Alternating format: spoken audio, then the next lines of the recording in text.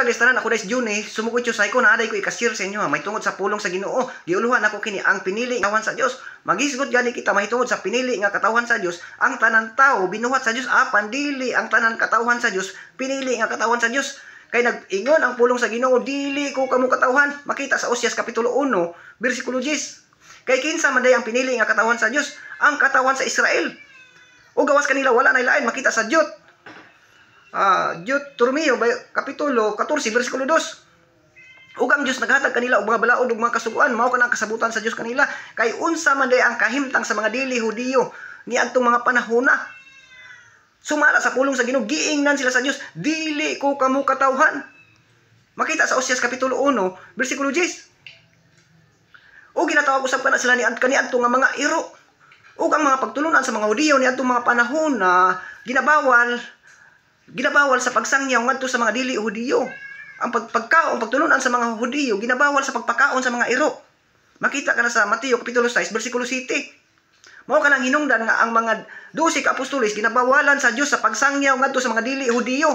Kay ang ilang kaluwasan alang lamang kanila. Makita kana sa Mateo kapitulo 10 bersikulo 5. Wala sila ginabawalan sila sa pag-adto sa kayutaan sa mga dili Hudiyo.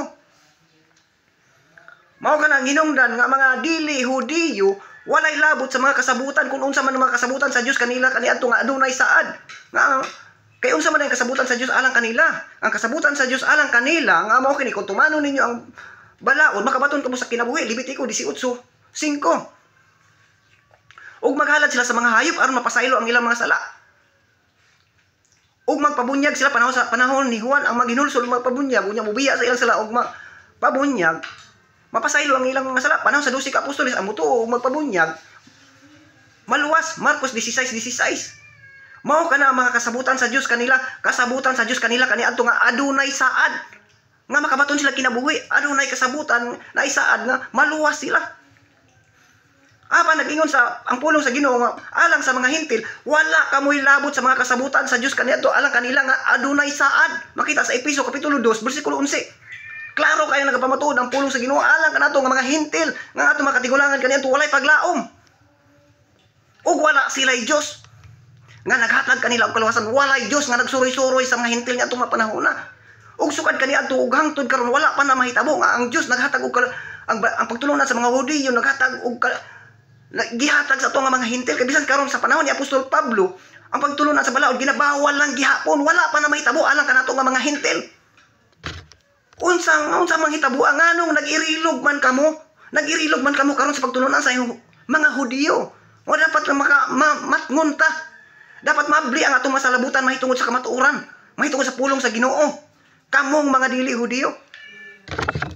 Makita kan sa Efeso kapitulo 2 bersikulo 11 hangtod sa 12. Dapat ta magpasalamat pinaagi sa kamatayon ni Kristo dito sa krus nga ang Dios naghatag nagpagtagad kanato. Pinaagi sa maayong balita sa grasya.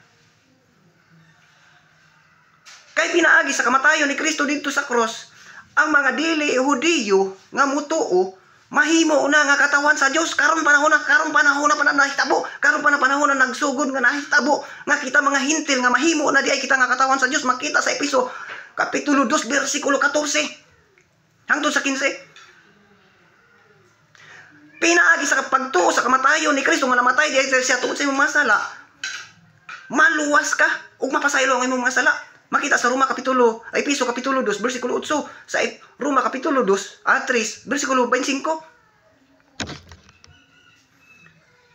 Dapat na magmatgon, dapat na to may baluan karon pinaka-importante day karon nga mapokus ta sa may balita sa grasya aron ang mga hintil makaangkon og kaluwasan kay diri kita dapita gitagad sa Dios. Kay ang Dios naghatag na og pagtagad kanato. Dapat na to may baluan ug ato itudlo sa ato nga isig katao nga mga hintil. Dapat magtambaganay ta magistoryahanay na ta ninyo karon nga ingon ani di ay na karon inga ani na di ay karon sa una nga panahon dapat nato istoryahan ang mga tao karon panahon nga sa una wala di ay wala bot naghimo sila og tagas nga mga pag-ampo. Sa pamasin nga tagdon sila sa Dios apan wala kini mahitabo kaniadto ni kanila nga panahon kay ngano man nagingon mahinaw ang pulong sa Ginoo wala kamoy bahin sa mga kasabutan nga alang sa mga Hudiyo. Apan tungod sa kamatayon ni Kristo magpasalamat pinaagi sa maayong balita sa grasya ang Dios naghatag og pagtagad kanato. Ang Dios magapanalangin sa imong mga pulong.